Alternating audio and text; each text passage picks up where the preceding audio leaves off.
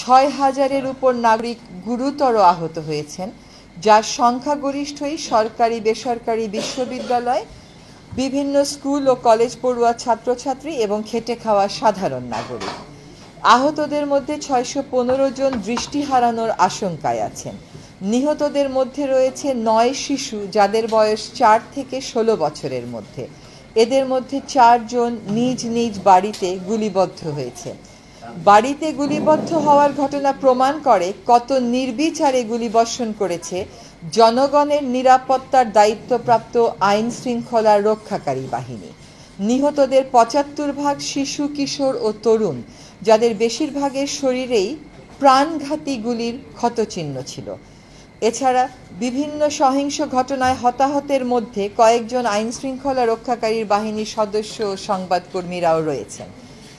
বিভিন্ন গণমাধ্যমে তথ্য প্রমাণের ভিত্তিতে ২১০ জন নিহত হবার সংবাদ প্রকাশিত হলেও সরকার ১৪৭ জনের মৃত্যু তথ্য পেয়েছে বলে দাবি করেছে, যা অগ্রহণযোগ্য। আমাদের বিশ্বাস করার কারণ রয়েছে যে হতাহতের প্রকৃত সংখ্যা আরও অনেক বেশি, যা ইন্টারনেট বন্ধ থাকায় গণমাধ্যমের উপর সরকারের একচ্ছত্র নিয়ন্ত্রণ ও তথ্য প্রবাহে সরকারি বাধার কারণে জানা যাচ্ছে না। এত অল্প সময়ে কোনো একটি শান্তিপূর্ণ আন্দোলনে এমন বিপুল হতাহতের নজির গত ১০০ বছরের ইতিহাসে আমাদের দেশ বা উপমহাদেশের কোথাও নেই।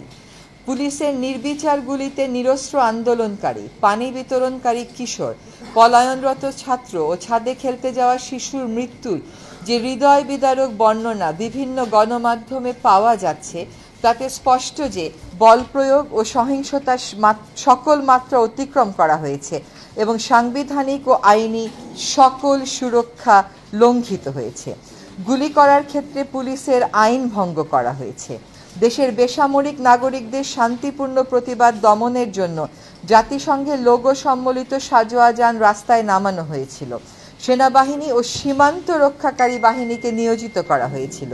কারফিউ জারি করে দেখামাত্র গুলির নির্দেশ দেওয়া হয়েছিল এবং হেলিকপ্টার থেকে টিয়ার সেল, সাউন্ড গ্রেনেড এবং অভিযোগ মতে গুলি ব্যবহার করা হয়েছিল, যা দেশের ইতিহাসে নজিরবিহীন।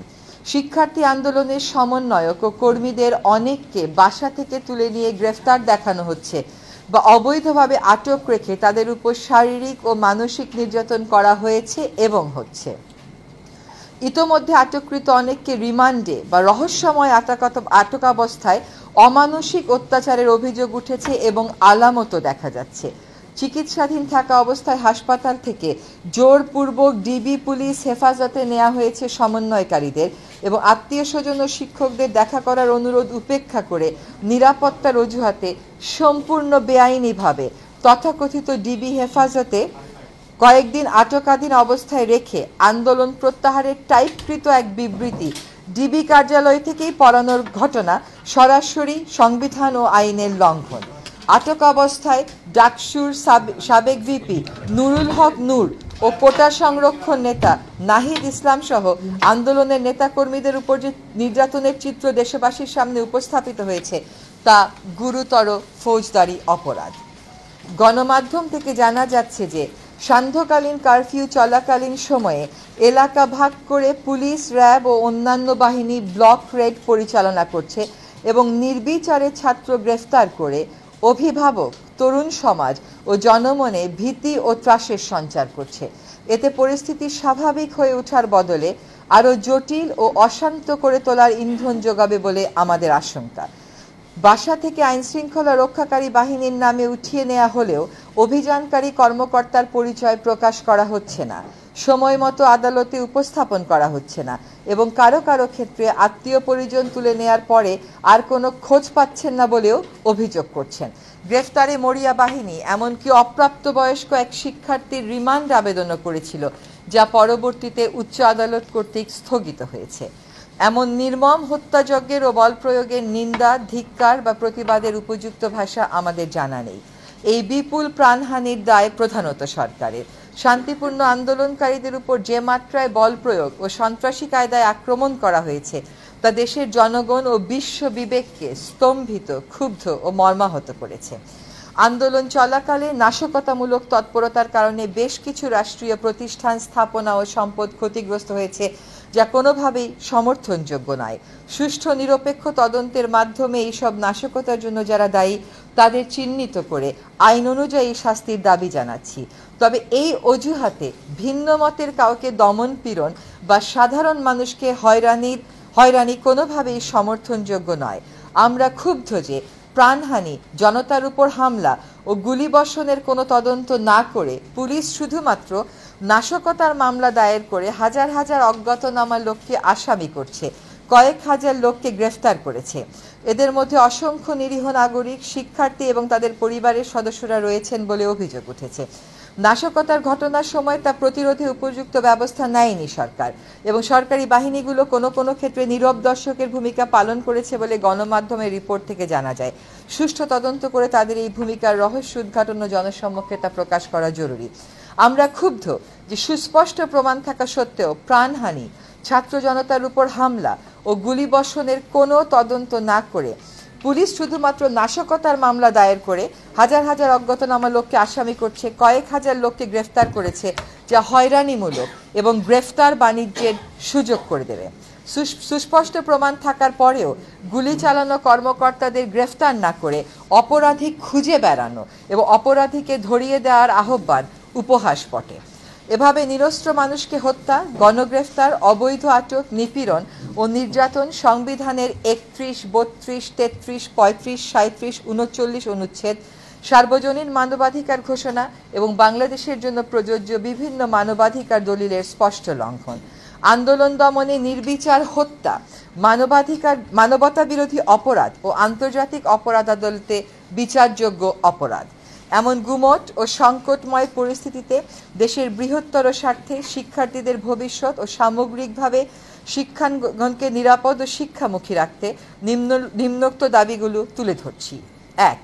কোটা সংস্কার আন্দোলনে police, RAB, answer, BGB, Chhatra League, Jubo League সহ সরকারি মদতপুষ্ট অস্ত্রধারীদের গুলি এবং নির্মম আঘাতে নিহত সকল মৃত্যুর সঠিক স্বচ্ছ তদন্ত হতে হবে এবং প্রকৃত দোষীর, তা সে যতই উচ্চ পদাধিকারী বা কোনো দলমতের হোক, সর্বোচ্চ আইনানুগ শাস্তি নিশ্চিত করতে হবে। 2.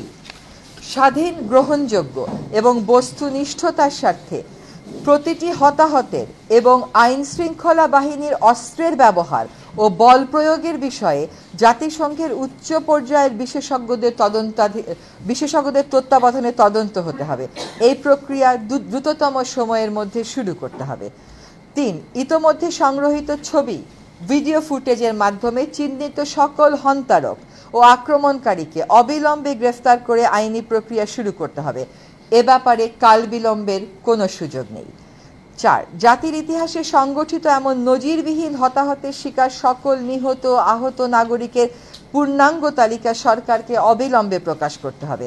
147 জন নয়, সকল নিহত আহত নাগরিকের সম্মানে জাতির সহানুভূতি, সম্মান আর শ্রদ্ধা প্রদর্শনের জন্য রাষ্ট্রীয়ভাবে যথাযথ মর্যাদায় শোক ঘোষণা করতে হবে।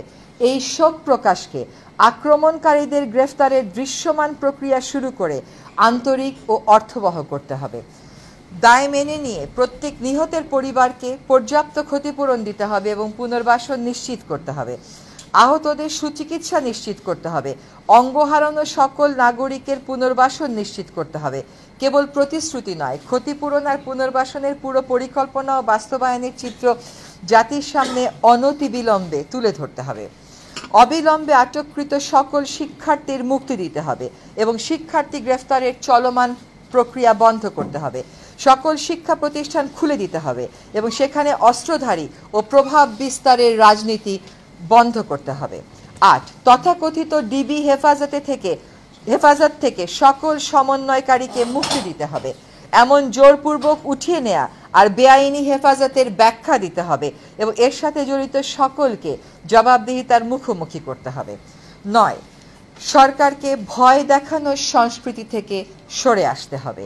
গুলি করে আন্দোলন দমানোর অসুস্থ মানসিকতার অবসান এখনই করতে হবে। স্বাভাবিক ও স্বস্তির পরিবেশ নিশ্চিত করতে হবে।